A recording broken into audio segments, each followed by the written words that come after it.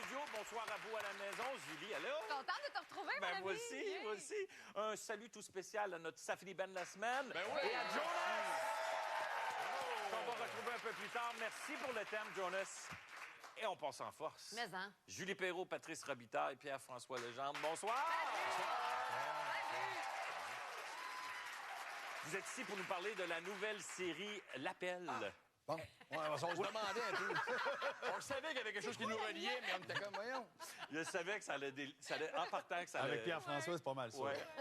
Alors, c'est une série écrite par Luc Dionne, inspirée du deuxième procès de Maurice Mom Boucher, qu'on peut voir depuis hier sur Illico Plus. Et Julie, on t'a confié la réalisation de ce beau projet-là. C'est demain que débute le procès de Maurice Mom Boucher. Impossible que ces gars-là aient décidé de tuer des gardiens sans le consentement de Boucher. Ça, c'est clair. Je commence à penser qu'ils sont plus forts que la police. Michel Auger vient de se faire tirer dans le stationnement du Journal de Montréal. C'était quand même ton premier mandat à titre de réalisatrice de A à Z. Tu aurais pu être intimidée. Tu avais une solide distribution avec toi. Puis tu dis que, pas en tout, tu n'as pas été intimidée. Comment tu t'expliques ta réaction, finalement? Non, parce que je trouve que le langage... Je trouve qu'en général, les gens sont intimidés par les acteurs parce qu'ils savent plus ou moins comment nous parler. Puis c'est pas parce qu'on est des gens qu'il faut prendre avec des pincettes. C'est pas ça. C'est qu'il y a comme un chemin. Quand tu catches que l'acteur a besoin d'un chemin pour arriver où il veut arriver, c'est facile de trouver les mots pour le guider. Mais souvent, c'est ce langage-là qui est un peu plus difficile à comprendre. Tu sais, comme, mettons, Patrice, c'est un acteur qui... Pas parce qu'il est là, je le dirais, je le dis tout le temps. Là. Moi, c'est vraiment un privilège d'avoir fait cette série-là avec lui. Là. Puis, il est très intelligent. Il a aussi une vraie capacité c'est un bon lecteur aussi. Il sait à quoi la sert. Puis, le défi ou ma job avec Patrice, c'était pas de le guider, c'était plus de le tenir vivant. C'est-à-dire qu'il faisait toujours Il est rendu à 50 ans, quand même. Tranquillement. Ici. Tranquillement, on meurt à petit feu. Il y avait des grands bouts, il se passe rien, monsieur le volant. Je suis passé une heure, s'il n'a pas fait rallumer le feu, il a pas fait son petit dodo à passer 13 heures. Là. La dernière affaire qui me surprend un petit peu de toi, c'est que t'es même pas capable de me regarder dans les yeux quand je te parle. Puis la deuxième, c'est que ça a l'air qu'au début, tu voulais même pas me rencontrer. Puis toi, il paraît que tu as déjà croisé Mom Boucher dans la vraie vie. Ouais, C'est dans quel contexte? Ben, dans ce temps-là. Ou danseuse. T'achetais quoi? Non, dans l'idiot danseuse. Je sais pas. Des fois, ils vont là, ces gens-là. Ouais. Non, C'est mais même un peu à eux, je pense. il est nono. Mais à l'époque, ben, il y a un peu de ça. Non, mais c'est parce qu'à l'époque, il y avait le Pro Gym, qui était un gym dans Hochelaga Maisonneuve. Ah, ça, c'est juste avant d'aller danser qu'ils vont là. Non, mais c'est vrai. Les moteurs ont eu l'intelligence de donner le membership, en fait, de rendre le membership gratuit pour les effeuilleuses. Pour... Ce que tu dis? Pour attirer une clientèle. Puis là, ben, certains travailleurs autonomes avaient acheté un membership pour aller soulever des poids le matin. Puis, ben, c'est ça. Eux autres, elles se préparent. En tout cas, elles vont s'entraîner. Puis ben, moi aussi, je m'entraînais. Puis j'avais vu Mom au... Mom, oui, Mom. Ben non, mais Monsieur Boucher. Puis j'ai vu aussi, j'étais là, tu sais, la série commence, c'est l'acquittement de Mom Boucher. Puis le soir même, il assiste à un combat de boxe. Non, la série commence plus comme ça. Ça évolue.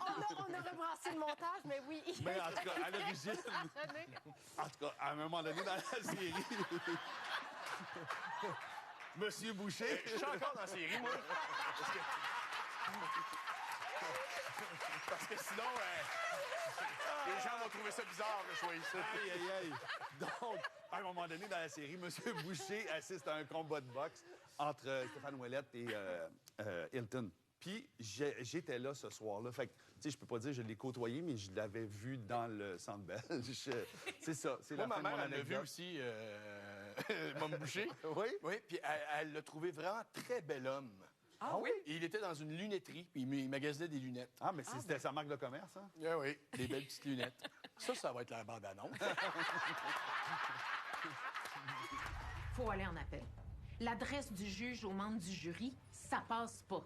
Est-ce que je peux en avoir une copie de son adresse à lui? Là? Laisse-moi la fin de semaine pour la transcrire. On se reparlera lundi. De toute façon, on a 30 jours pour décider si on va en appel ou non. Ouais, mais faut passer par le comité d'appel, là. Puis ça, c'est pas fait, hein. Ils sont pas chauds à l'idée. Pierre-François, dans la série, tu joues Maître Luc Desbiens, qui est le patron de France Charbonneau, joué par Magali Lépine-Blondeau. Et ça a l'air que tu étais bien intimidé de jouer avec Magali. Qu'est-ce qui t'impressionnait autant? Il y a un côté chez Magali... il y a certaines personnes comme ça, tu sais, que t'arrives pas à l'arrière, tu lui sacs une claque à l'arrière de la tête. Hey! Tu sais, tu fais pas comme « ça va! » Tu sais, je pense à André Lachapelle. Elle m'a toujours fait ça, un peu, cette actrice-là. Tu sais. Même si Julie a énormément de classe comme femme... Tu lui as donné une claque tantôt. Non, attends. Il y a quelque chose de...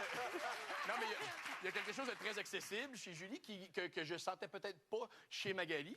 Donc, puis, tu sais, dans ce métier-là, c'est un métier de rencontre.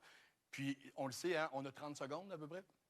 Et moi, mes 30 secondes avec Magali se sont très mal passées.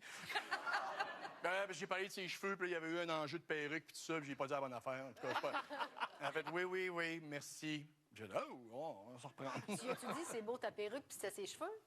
Ouais.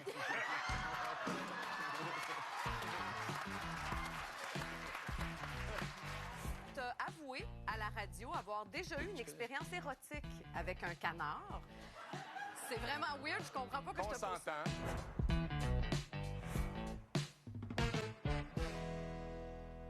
Tu nous demandes de voler une boîte de petits bonhommes. Là. Regarde, nous autres, c'est celle-là qu'on a trouvée. On n'est pas des experts. Hey, Chouinard, si je sais pas si c'est tes pelules qui te font perdre ton jugement, là, mais tu me feras pas croire certain que t'es pas capable de faire la différence entre Audi le chien puis Capitaine America. Les gars, vous connaissez depuis longtemps, évidemment. Québec-Montréal, l'horloge biologique, les Invincibles. Puis avant ça, je sais, vous êtes rencontrés au cégep. Oui. C'était-tu un coup de foudre d'amitié, vous autres? C'était quoi votre première rencontre, mettons? Moi, ça a été de l'admiration. Je suis allé voir Pierre-François sur... Non, mais c'est vrai. Je sais que c'est vrai. Je t'aime pas. Les légendes gravistes. Oui. Non, mais j'avais rencontré Hélène Florent dans un cours. C'était ma voisine de pupitre au cégep. Puis moi, j'allais à l'école au secondaire avec Hélène Florent. On n'était pas à la même école secondaire. Puis on faisait du théâtre ensemble. Donc, on était... Puis rendu au cégep, on s'était parti une troupe de théâtre ensemble. Fait que c'était une troupe. Ils étaient tous très talentueux. J'avais vraiment été très, très impressionné. Puis par la suite, on a été présentés l'un à l'autre dans un bar. C'était au Vogue au Vogue ou bien... Il y a bien des tables de bière, là. Moi, dans ma tête, c'est en haut, près des marches, puis je t'avais trouvé un peu distant. Oui. C'est ça, ça a pas cliqué, là. Oui, mais moi, je t'avais trouvé un peu gorlot.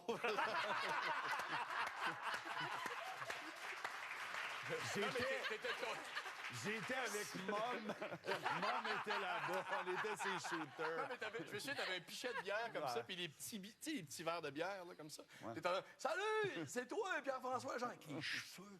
J'étais là, ouais, c'est moi. Puis il paraît qu'on s'entendrait bien ensemble. Hey, merci à vous trois de nous Merci voir. beaucoup. Vraiment. On rappelle évidemment, donc les 2 premiers épisodes de l'Appel sont disponibles sur Illico Plus. Il y a 2 épisodes qui sont déposés à chaque jeudi. Patrice, tu es aussi ambassadeur pour la campagne de financement Les Beaux 4 heures de la Fondation Martin Matt. Ça se déroule jusqu'au 8 février prochain. Et Pierre-François, tu termines la tournée de la pièce Le Père Noël est une ordure avec mon ami ici. Ça prend fin ce dimanche. Tu seras aussi de la pièce qui tourne mal cet été à Drummondville. Et on peut t'entendre évidemment tous les jours de semaine avec la gang du matin à Rouge. Mesdames et messieurs, la gang de l'Appel!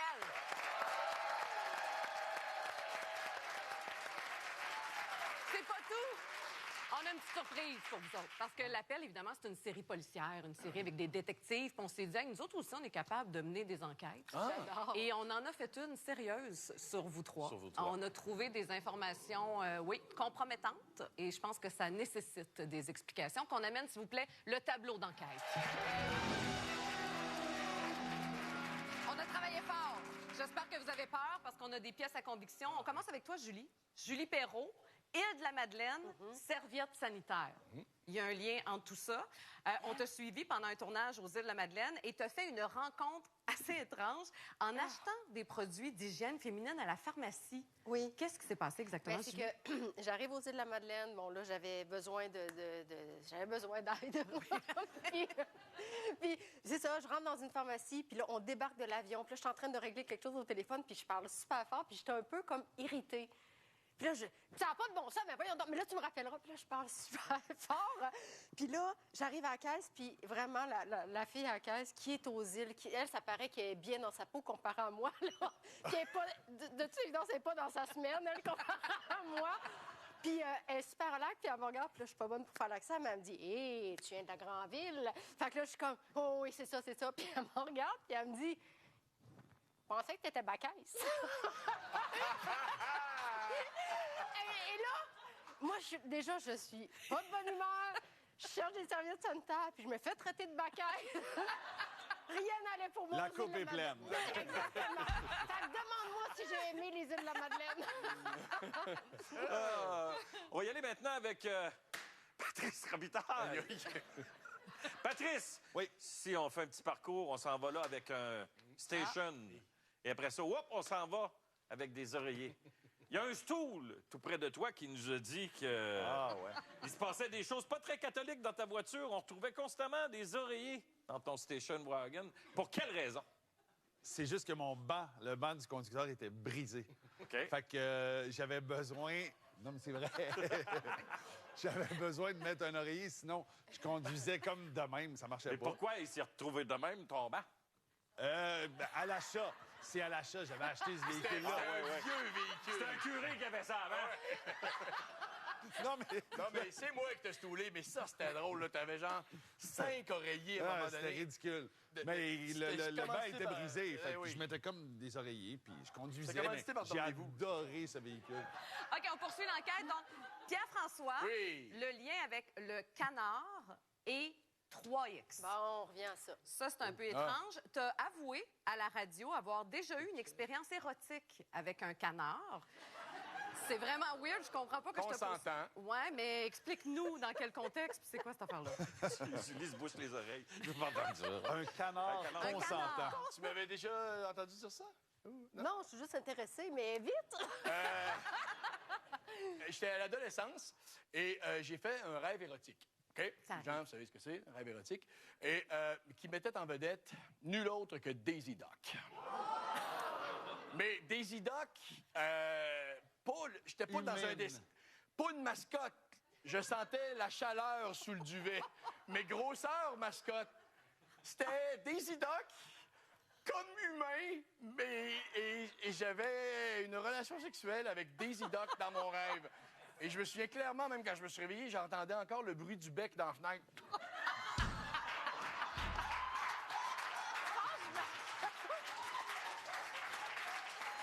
Mais là, les gens pensent que ça n'a pas de bon sens, penser à une affaire de même. Allez googler Daisy Duck, OK? Elle est coquine. Elle a des cils, elle est tout le temps en talons hauts, la petite jupe, un petit affaire. Elle est vraiment, tu sais, Minnie Mouse, là, Ouais. elle, c'est la chum. Tu sais, elle te fait pas d'accroître. Mais Daisy Duck, elle a un petit œil coquin pour un jeune homme de 15 ans. Hey, merci beaucoup à vous trois. Pierre-François Legendre, Patrice Robitaille, Julie Perron, merci.